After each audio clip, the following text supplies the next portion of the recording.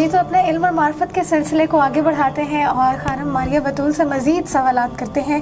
ہم وظائف کے بارے میں بات کر رہے تھے, جو لوگ ہم سے جاننا چاہتے ہیں اور لوگوں کے سوالات ہیں, ان کی خواہشات ہیں کہ ان کی ان مسئلوں کا بھی انہیں حل بتایا جائے.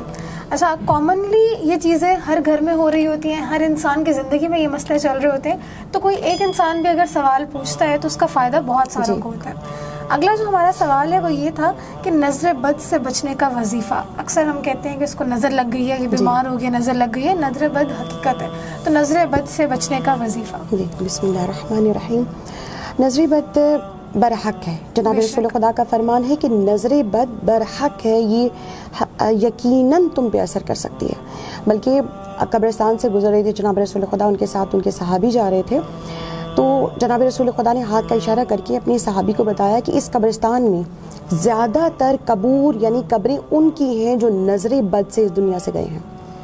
کہا یا رسول اللہ, اس قدر نظر بد سے اموات ہوتی ہیں؟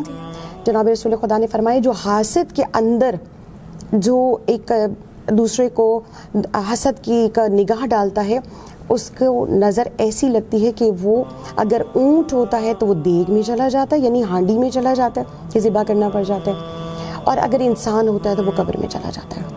تو اس کا لائحہ عمل بھی ہے, اس کے ایسے وظائف ہیں. اس کے لیے جناب رسول خدا کا فرمان ہے جب آپ تیار ہو کر اپنے گھر سے نکلیں تو ایک مرتبہ آیت الکرسی چاروں کل پڑھ کر اپنے اوپر حصار کر لیں, دم کر کے جائیں, تو اس سے آپ سے نظر بد کا اثر نہیں ہوگا. اس کے علاوہ ہے 3 مرتبہ درود پاک, 3 مرتبہ ایک وہ الگ وظیفہ ہے, یہ دوسرا وظیفہ ہے کہ 3 مرتبہ درود پاک اور 3 مرتبہ ماشاء اللہ لا حول ولا قوت الا باللہ العلی العظیم پڑھ کر اپنے اوپر دم کر دیں. یا اگر آپ کو اپنے گھر میں بچہ پیارا لگ رہا ہے, کسی پہ محبت پیار ہو رہا ہے بچوں پہ, کیونکہ موسٹلی ہمیں اپنے بچے بڑے پیارے لگتے ہیں, جب پیار آتا ہے تو نظر لگ جاتی ہے بچوں کو, میٹھی نظر بھی, جی بالکل میٹھی نظر بھی لگ جاتی ہے. تو جب آپ اس کی تعریف کرنے لگیں یا آپ کی آنکھوں کو بھلے لگنے لگے بچے, یا کوئی بھی چیز آپ کو بھلی لگنے لگے, تو اس وقت بھی 3 مرتبہ درود پاک اور 3 مرتبہ بار ہی ماشاء اللہ لا حول ولا قوت پڑھ لیجئے, تو آپ کی وہاں پر نظر کا جو اثر ہے وہ نہیں ہوگا. اس کے علاوہ بچنے کا جو عمل ہے, مولا کائنات نے فرمایا ہے کہ جو خوبیاں تمہاری ظاہر ہیں اس کے علاوہ جو خوبیاں تمہارے اندر ہیں لوگوں پہ ظاہر مت کرو. کیوں؟ کیونکہ حاسدین کی نظر جب لگتی ہے تو تمہارے ہونے والے کام بھی ہیں وہ رک جاتے ہیں. اکثر ہم کہتے ہیں ہم نے یہ کام سوچا ہوا تھا, بالکل اینڈ تک پہنچا اور ہمارا کام وہیں رک گیا. اچانک سے کوئی ایسی رکاوٹ آتی ہے, آپ کو اندازہ بھی نہیں ہوتا. تو معصوم کا فرمان ہے جب تم نیا کام کرنے جا رہے ہو تو کسی سے ذکر مت کرو, خاموشی سے کرو.